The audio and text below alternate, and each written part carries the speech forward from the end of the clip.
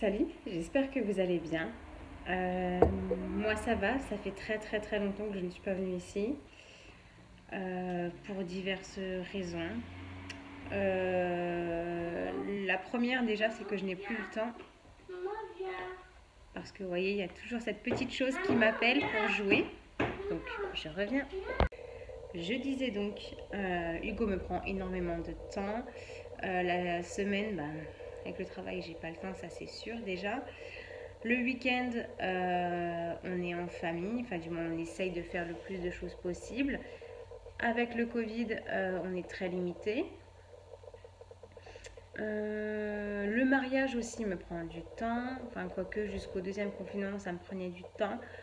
Depuis, j'ai même plus envie de le préparer. J'avais rêvé d'un super mariage et au final, le Covid est en train de tout gâcher dans le sens où même nos invités systématiquement nous disent bon, on ne sait pas si on va venir avec le Covid, nanana. Donc ça nous détruit. Au jour d'aujourd'hui, on est dans dans une optique dans le sens où vient qui veut et tant pis pour les autres. Quoi qu'il en soit, le 26 juin, on se marie en fonction des mesures sanitaires. Au jour d'aujourd'hui, d'ailleurs, j'ai déposé mon dossier à la mairie complet et nous sommes invités, enfin nous avons le droit à 20 invités, plus moi et Vincent, plus nos témoins, sachant qu'on en a deux chacun. Donc c'est pas mal quand même, c'est vraiment pas mal. Pourquoi je ne viens pas aussi ici, c'est que j'ai pas aussi d'idées de vidéos à part partager les préparatifs du mariage, vous parler du coup, vous dire que qu'il a 3 ans, qu'il grandit bien, qu'il évolue très bien, qu'il va rentrer en maternelle en septembre. Voilà, j'étale pas ma vie plus que ça ici. Je ne fais pas de vlog, même si j'aimerais, mais à vous vloguer quoi voilà, les dimanches, les samedis, on est à la maison, on va voir des amis de temps en temps. On n'a pas vu nos amis depuis Noël. On a fait un Noël entre amis et avant Noël, on ne s'était pas vu depuis un bon moment. Euh, et il y a aussi eu quelque chose dans ma vie,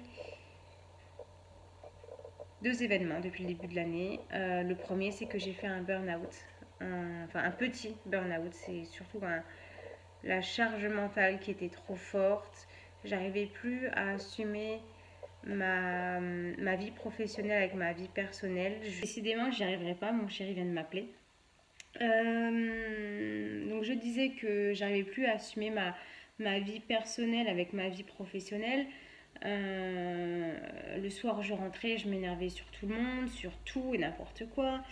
Je me suis surprise à taper dans les murs, à donner des coups de pied dans les murs, voilà, à hurler dans un coussin, à devoir m'enfermer pour. Enfin, voilà, j'ai pété les plombs.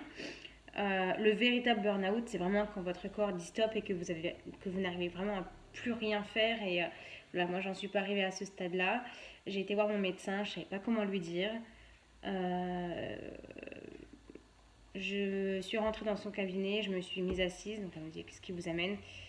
Et je lui ai dit docteur, j'ai besoin de vous, je suis en train de péter les plombs. Donc après, elle a su me faire dire certaines choses et voilà. On continue. Qu'est-ce qui fait aussi que je ne suis pas revenue? Ben voilà, donc le mariage, le Covid, mon burn-out. Et donc je vous disais qu'il s'est passé quelque chose dans ma vie aussi.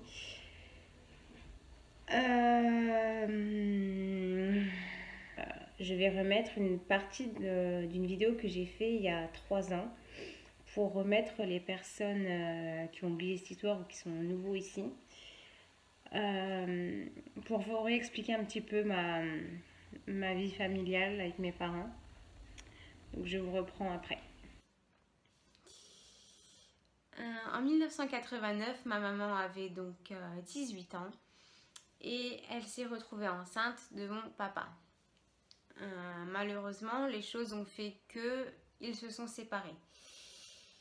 Lorsqu'elle a accouché, donc le 23 mai 1990, elle était donc mère célibataire. Mais voilà, moi, ce manque de mon vrai papa, il a toujours été là. Ça, c'est... Voilà. On ne peut pas... Même si avec mon père, donc mon beau-père, je n'ai jamais manqué de rien, il y a toujours quand même ce manque. Voilà, j'ai quand même vécu presque 7 ans avec ma mère et ma grand-mère. Donc non, je ne peux pas comme ça du jour au lendemain faire dire voilà, c'est lui mon papa et personne d'autre. Enfin, personne d'autre, si, c'est lui. Enfin, c'est lui mon papa, mais voilà, il y a quand même eu ce manque pendant 7 ans et c'est pas rien, surtout dans la vie d'un enfant. Comme là, l'adolescence arrive et je me pose de plus en plus de questions sur qui est mon vrai père. C'est une souffrance, c'est difficile à expliquer. Je vais avoir du mal à trouver les mots parce que c'est tellement compliqué. Alors, il y a mon beau-père qui est là, donc il faut savoir que je le considère comme mon père. Je l'appelle par son prénom parce que pour moi, le mot papa, ça veut rien dire. Pour moi, il n'a aucune signification. Quand je parle de lui, je vais dire ah bah tiens, mon père, il a été à la boulangerie ce matin. Enfin voilà. Mais je ne dirai jamais papa et je ne l'appellerai jamais papa. Je ne peux pas. Je ne peux pas. C'est impossible. C'est quelque chose qui m'est... Non, je ne peux pas. Voilà. Il m'a déjà fait la réflexion pour me dire oui, j'aimerais bien que tu m'appelles papa. Mais moi, c'est pas que je veux pas, c'est que je n'arrive pas. Et ce mot papa, même là quand je vous le dis en me filmant, ça me fait bizarre. C'est limite le mot ne sort pas. Et un jour, j'en parle avec ma grand-mère. Je lui dis ah ben, est-ce que tu te souviens de qui était mon père, tout ça. Et elle m'a donné, elle m'a dit oui, je me souviens. Et elle m'a donné des photos. Et je me suis toujours dit un jour je le retrouverai. Mais vraiment quand je serai prête psychologiquement, mentalement, il faut que je sois assez mature pour affronter ça. Et ensuite j'ai pris les pages jaunes, blanches. Et j'ai pris donc tous les noms, les fameux monsieur ou même madame qui portaient le même nom que mon père. Et je les ai appelés un par un. Troisième numéro, c'était une femme. Donc j'appelle et donc à chaque fois je disais bonjour madame ou monsieur. Je suis à la recherche de monsieur Patrice. Il est né dans les années 65-70. Il était engagé à l'armée. Et là cette dame me dit oui, je connais cette personne. Mais qui êtes-vous? Et là c'est délicat parce que je m'attendais pas déjà à ce qu'on me dise oui, je connais. Je dis bah écoutez, c'est assez compliqué et c'est très personnel, mais est-ce que je peux avoir son numéro de téléphone ou voilà quelque chose pour que je puisse le contacter? Elle me dit bah ça se fait pas trop hein, quand même, c'est assez compliqué comme situation. Elle me dit mais qui êtes-vous? Et là j'ai dit je suis sa fille et je le recherche. Et là il y a eu un silence qui a duré peut-être 2-3 secondes. Et elle a dit, mais mon Dieu, c'est pas vrai, c'est pas possible. Je suis ta grand-mère. Alors là, je ne m'attendais pas du tout à ça. Je rappelle, ma grand-mère décroche et elle me dit, ben, je suis avec Patrice. Est-ce que tu veux lui parler? Et là... je m'étais pas préparée, enfin je m'y étais préparée, oui et non, enfin voilà, quand vous êtes sur le fait accompli, et ben c'est plus pareil. Là, donc on s'est rappelé pour fixer donc un rendez-vous, c'est moi qui me suis déplacée donc de la Lorraine jusqu'au Nord-Pas-de-Calais, donc il habite à Lens, juste à côté de Lens. Et donc on convient de se rencontrer, les 3 heures de route sont interminables, je stresse, j'ai mal au ventre, j'ai mal à la tête, enfin voilà. Et donc le lendemain, donc on repasse encore la matinée ensemble. Et moi après-midi, je suis rentrée. Donc il m'accompagne seule à la voiture. Donc j'étais avec mon chéri bien sûr. Hein. Il était là, donc il m'accompagne à la voiture. Il me dit qu'on va se revoir, que ça va pas être dans l'immédiat parce qu'il a beaucoup de boulot, mais qu'on va se revoir.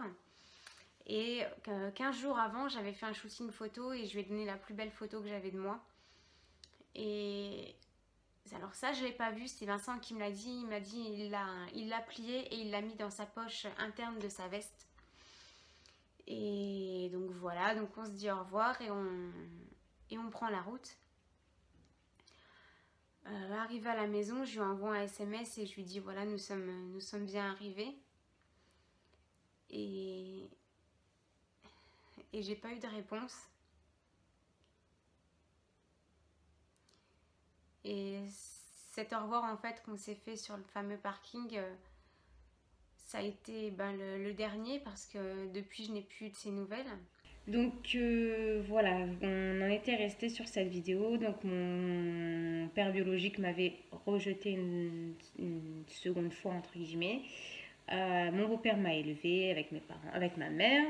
Donc voilà, quand je dis mes parents, c'est mon beau-père et ma mère. Un beau jour, on s'est fâché, enfin on s'est un peu chamaillé, pas chamaillé, pas chamaillé, mais pas disputé non plus. Enfin voilà, il y a eu un énorme froid. J'ai dit une vérité que je gardais au fond de moi depuis tellement d'années. Ça leur a pas plu. En gros, je leur ai dit que je n'avais jamais manqué de rien, ça c'est sûr, sauf d'amour. Et ça s'est pas passé, donc il y a eu un énorme froid. On ne s'appelait plus. Ils ont su que je ne pouvais pas avoir d'enfant naturellement et ils m'ont pas forcément aidé pendant mes protocoles. Je suis tombée enceinte d'Hugo, je les ai prévenus. Mon père a pleuré. J'ai pas eu de nouvelles de toute ma grossesse. J'ai accouché, j'ai prévenu mes parents et je crois que c'est mon père ou ma mère qui m'a dit bah, écoute, maintenant tu te reposes. Il était 7h du matin. Je vous rappelle que j'ai accouché à 2h du mat. Je les ai appelés à 7h.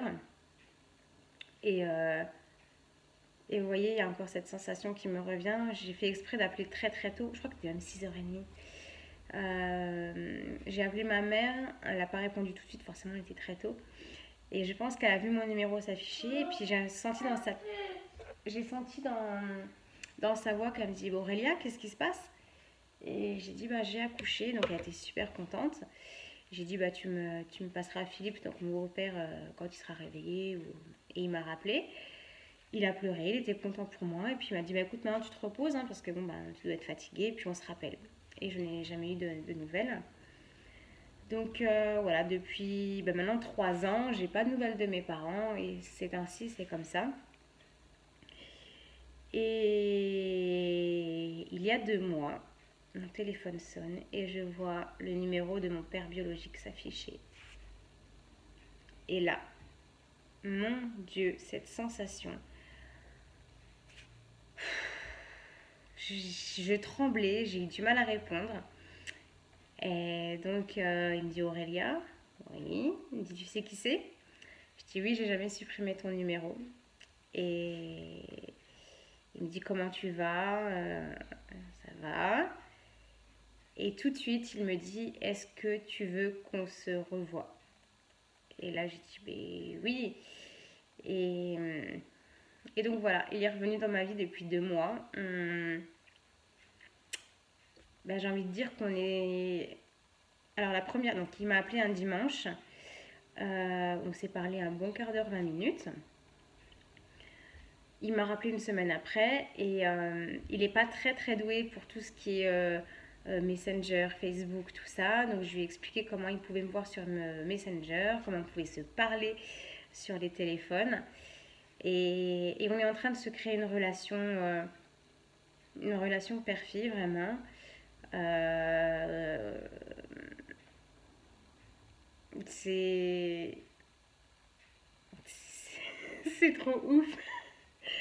J'aurais jamais cru qu'on aurait pu avoir cette relation. Il m'a dit sa vérité, qui ne fait pas du bien à entendre, mais il me dit les choses avec honnêteté. Il a encore des choses à me dire, mais il me le dira en temps et en heure quand on se verra en vrai, puisqu'il habite à plus de 1000 km d'ici, donc on ne peut pas se voir comme ça, c'est impossible. Moi, financièrement, je ne peux pas avec le mariage. Lui, il travaille, donc il ne peut pas non plus venir comme ça. Euh, donc on s'apprivoise.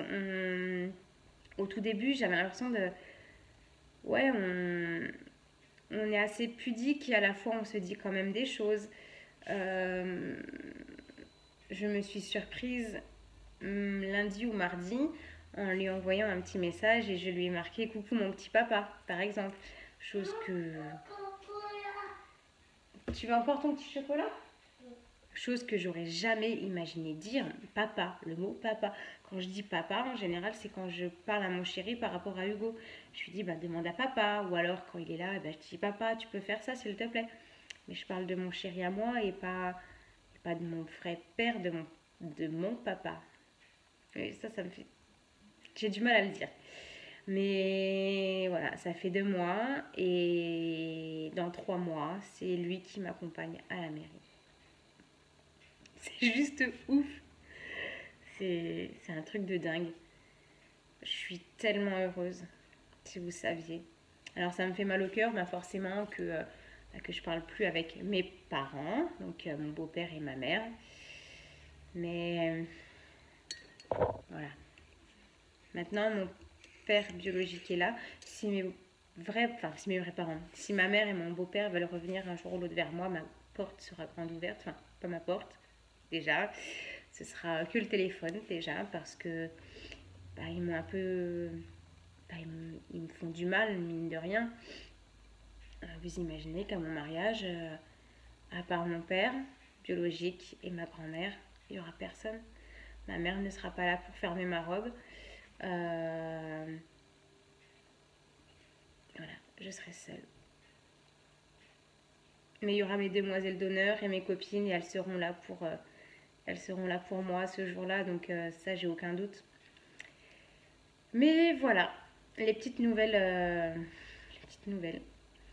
Si vous voulez que je fasse des vidéos sur un thème particulier, mais j'allais vous dire, je suis en vacances à la fin du mois prochain, mais j'aurai pas le temps puisqu'on a des rendez-vous avec Hugo parce qu'il a un petit problème de petit garçon et on doit aller voir des médecins, donc peut-être qu'il va y avoir une petite opération, c'est pas grand-chose, c'est pas bien grave. Mais dites-moi si vous voulez voir des vidéos, plus de vidéos. J'essaierai de trouver le temps de faire quelques vidéos si vraiment il y a des...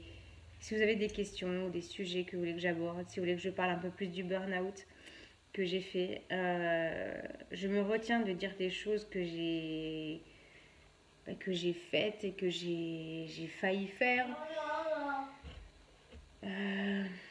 Voilà. En tout cas, tout va bien, même si c'est pas facile tous les jours. Je vous dis à très bientôt dans une nouvelle vidéo et portez-vous bien. Ciao, ciao.